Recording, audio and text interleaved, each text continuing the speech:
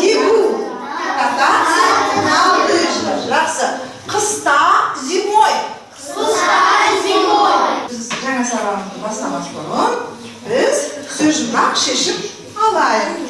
Бір минут уақыт. Көп бояумен не жазып тұр балалар? Не жазып тұр Диляра? Жылы киім. Ендеше балалар, біздің сабағымыздың тақырыбы қандай болмақшы екен? Жылы Киім туралы. Дұрыс айтасыз. Мына суреттен жазғы киімдерді бөлек, қысқы киімдерді бөлек жинап қой. Түсіндің ме? Топпен шешіп, мына берілген сөздерді дұрыс жақсырамыз. Магниттің қандай сөз? Көйлек дұрыс. Ал келесі магниттің. Так, иә. Оқиғы не болды? Костюм. Халат дұрыс тақты. Жақсы, саған бір смайлик. Қол, ғап. Это что?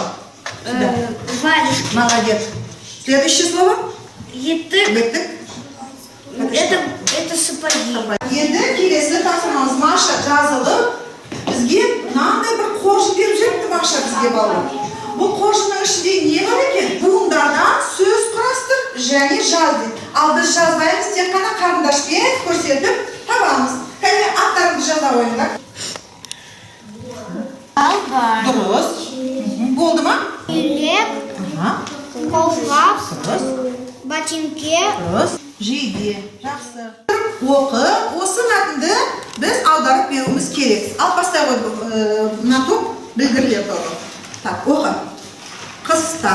Қыста Алимен Анна Далада. ойнайды. Погромче.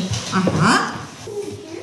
Наступила зима, Анель И Анна. и Анна пошли на улицу играть. Так, жақсы. Күн суық. Бағдаршамның түстері жатыр. Кәне, әркім өзіне керекті сабақты қалай түсінді?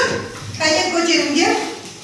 Так, кім епемесін көтеріп отыр? Саған жасыл көтерін. Я мына топтың барлығы түсінікті екен, я тапқырлар тобы өте жақсы жұмыс істеді бүгін балалар. Так, екінші. Сендерге де түсінікті